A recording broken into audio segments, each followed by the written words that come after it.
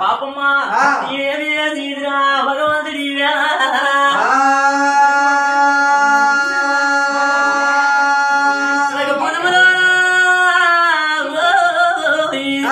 మొమ్ము సంతానం అంటే వద్దన్నది తల్లిదండ్రులు కన్నాడు తనమిద్దరు కొడుకులు కావాలా అంతప్పటికి కూడా ముందుకు 3 తోట కొట్టవలసి దేవుడా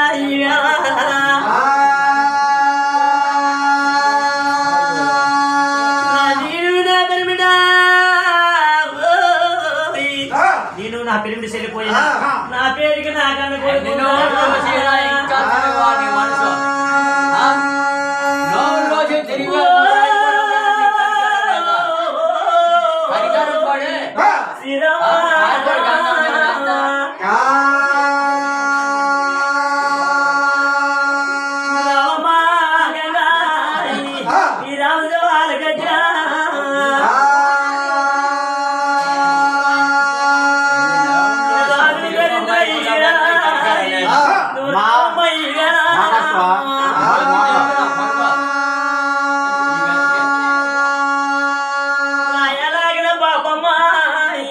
తల్లిదండ్రి కన్నా తలమిద్దరి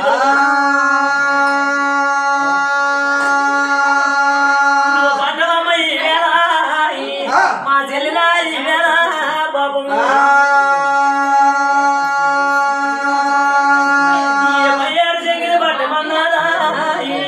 భగవంతుడు నా పయ్యాడులో నా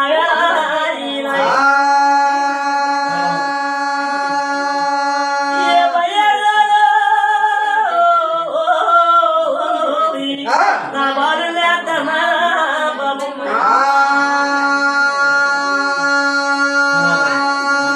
నా పయ్యాడులో దేవుడా అలాగే కూడా బాలు నేస్తున్నాడు పల్లికొండ అలాగే కూడా నాయన నా పల్లికొండ తీసుకో పాపం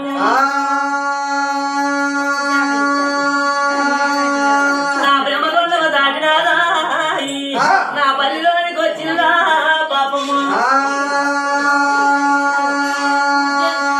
ఏ కంటి చూపు చూడలేదా నా కావుమానేది పేడలేదా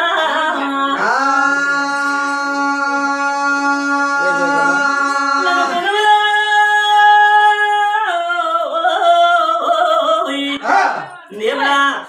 ఏ పాపం చేసినా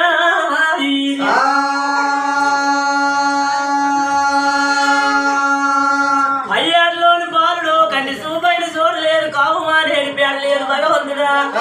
నాకు పుదుములోన నాకు ముమ్మదాన్ని ఇచ్చినావా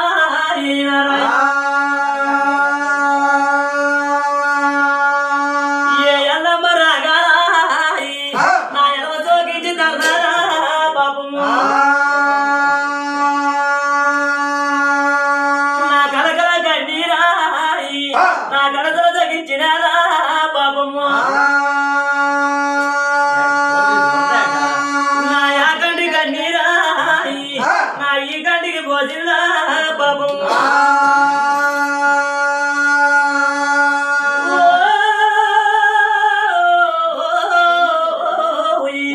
శ్రీరామ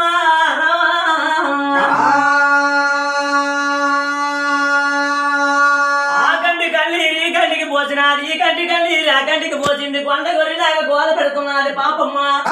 కుటుంబంలో కూడా నేను ఏ పాపము చేశాను భగవంతుడా నా పాపమ్మ సాగమా బ్రహ్మలోకమే ఏ పాపమ్మ సాగమా నా బ్రహ్మలోకం వెళ్ళిందా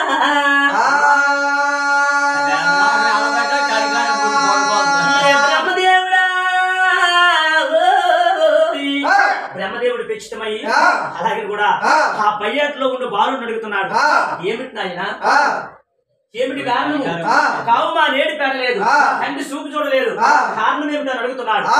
పయ్యాట్లో పల్లికొండ అలాగే తగ్గితే ఆ పయ్యాట్లో బాలుడు కూడా మాట్లాడుతున్నాడు మహాత్మా ఈ నీసుకొని కూడా వేసావు నా నాగిపోగల పాలించలేరు అని అలాగే కూడా మాట్లాడుతున్నాడు అయినా అలావుని గాలి ఆయనకి పట్టలేదు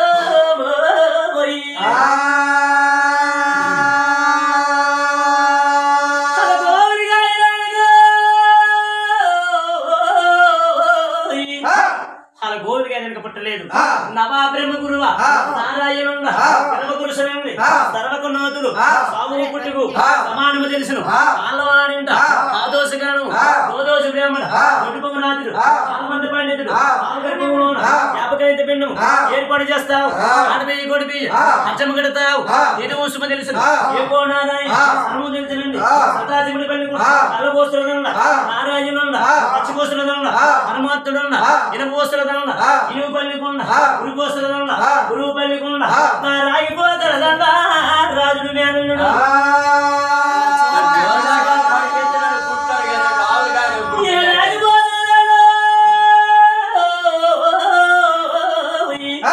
రాజులు మేనుడు వైకొండ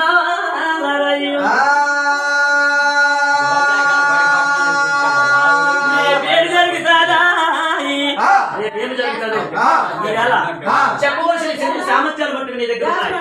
అని నాయనా